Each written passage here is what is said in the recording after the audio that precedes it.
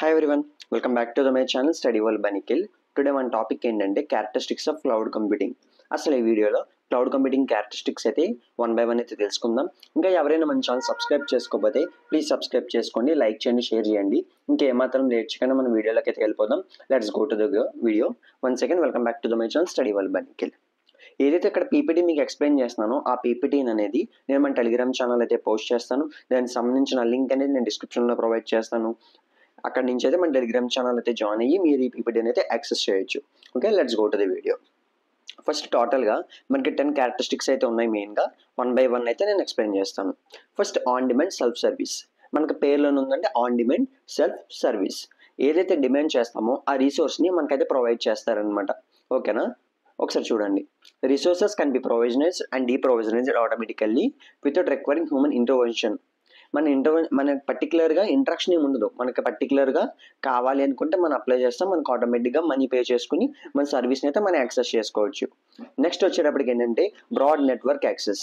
Broad network access అంటే ఏంటంటే ఒక ఇంటర్నెట్ని యూజ్ చేసుకుని మన ప్రపంచంలో ఎక్కడున్నా సరే మన ఆ కంపల్సిన సర్వీసెస్ అనేవి మనం ప్రొవైడ్ చేసుకోవచ్చు. ఓకేనా, మనకు వాళ్ళు ప్రొవైడ్ చేస్తే మనం యాక్సెస్ చేసుకోవచ్చు. అది ఇంటర్నెట్ ద్వారా అయినా వాళ్ళకి ప్రైవేట్ నెట్వర్క్ ద్వారా అయినా సరే. Next resource pooling.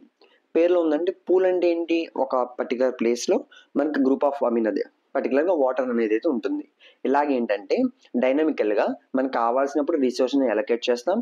ఆర్ఎల్స్ మనకు అవసరం లేదనుకుంటే దాన్ని రీఅలొకేట్ చేసుకోవచ్చు, ఆర్ఎల్స్ డీఅలొకేట్ అనేది చేసుకోవచ్చు. ఒకసారి చూడండి. Resources are pooled together to provide a multi tenant environment. పర్టికులర్గా మనకు లాంగ్గా ఒక ఎన్విరాన్మెంట్ని అయితే ప్రొవైడ్ చేస్తారు, where resources can be dynamically allocated and reallocated and deallocated ఎలాగైనా సరే. ఇప్పుడు ఏంటంటే మనకు ఒక ఎన్విరాన్మెంట్ అయితే ఉంటుందండి. ఆ ఎన్విరాన్మెంటల్లో మనకి డిఫరెంట్ ఆఫ్ రిసోర్సెస్ ఉంటాయి. ఫర్ ఎగ్జాంపుల్ మీకు ర్యామ్ కానీ రోమ్ కానీ ఉంది. ఆ రిసోర్స్ అనేది మనకు కావాలి, అలొకేట్ చేసుకున్నాం. మనకి దాని అయితే నీడ్ అయితే అయిపోయింది, మనం వదిలేయాలనుకుని వదిలేస్తాం. మనకు కావాలి అనుకుంటే ఏం చేస్తాం, అప్పుడు రీఅలొకేట్ చేసుకుంటాం. దాన్ని రిసోర్స్ పూలింగ్ అని అంటాం. అంటే మనకి గ్రూప్ ఆఫ్ ఉంటాయని ఒక చెప్పడం అనమాట. Next rapid elasticity.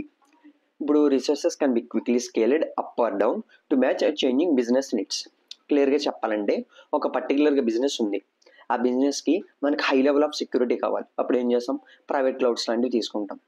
ఆర్ఎల్స్ మనకి నార్మల్ యూస్కి మనం చేంజ్ అవుతున్నాం. అప్పుడు ఏం చేయొచ్చు, ఆటోమేటిక్గా మనకి నెట్వర్క్ని తగ్గించుకుంటూ మనం నార్మల్గా పబ్లిక్ నెట్వర్క్ అయితే వస్తాం. అలాగా మన రిక్వైర్మెంట్ తగ్గట్టుగా మనకి ఎలాస్టిసిటీ అనేది అయితే ఉంటుంది. Okay, next measure service. Measure services ఏంటంటే users only pay for the resource they use rather than having to purchase and maintain their own hardware and software. ఇప్పుడు ఏంటంటే క్లియర్గా ఒక యూజర్ అనేవాడు ఉన్నాడు. ఇప్పుడు ఎంతవరకు యూజ్ చేస్తే అంతవరకు మనీ పే చేస్తాడు. ఓకే, మరి యాక్సెస్గా ఉన్నదని మనం పే చేయంగా. ఇక్కడ కూడా అదే చెప్తున్నాను. ఏదైతే రిసోర్సెస్ మనకు ఉందో దాని వరకు మనం మనీ పే చేస్తాం. ఓకే, మనకు నార్మల్గా మనకు జనరల్ హార్డ్వేర్ అండ్ సాఫ్ట్వేర్ మన దాంట్లో ఉంటాయి కాబట్టి ప్రాబ్లం ఉండదు. Okay, next multi tenancy. ఇదేంటంటే ఎవరైతే డిఫరెంట్ పర్సన్స్ ఉన్నారో వాళ్ళ డిఫరెంట్ పర్సన్స్కి ఒకళ్ళ డేటా ఇంకోళ్ళ డేటా అనేది ఇంకోళ్ళకి అలా ఎవరికి షేర్ అవ్వదు. ఆ పాయింట్ని దాన్ని మల్టీ టెనెన్సీ అని అంటారు. Resources are shared among multiple users but each users data and applications are isolated from others. ఎవరికి కనెక్షన్ అయితే ఉండదన్నమాట. Next scalability. ర్యాపిడ్ ఎలాస్టిసిటీ అయినా స్కాలబిలిటీ అయినా ఒకటే మీనింగ్లో ఉంటుంది. Don't worry, cloud services can be quickly scaled up or down to match changing business needs. ఎవరైతే మనకి అంటే కొంతమంది వాట్ ఈజ్ స్కాలబిలిటీ అని అడగచ్చు, వాట్ ఈజ్ స్కాలబిలిటీ అని అడగచ్చు, ఆర్ ర్యాపిడ్ ఎలాస్టిసిటీ అని అనొచ్చు. డిఫరెంట్ నేమ్స్తో ఉంటాయి బట్ కంటెంట్ అయితే ఒకటే. Okay, next flexibility. ఇక్కడ ఫ్లెక్సిబిలిటీకి వచ్చేటప్పటికి ఏంటంటే cloud computing provides a flexible environment that can be easily configuring to meet changing business needs. Flexibility అంటే ఒకసారి మనకి 10 GB వచ్చింది, ఒకేసారి మనకు 5 GB చాలు, నెక్స్ట్ మళ్ళీ నాకు 15 GB కావాలి. అలా ఏదైతే రిసోర్సెస్ మనకు నీడ్ ఉందో ఆ టైంకి తగ్గట్టుగా మనకు ఫ్లెక్సిబుల్గా ఎన్విరాన్మెంట్ అనేది ఉంటుంది.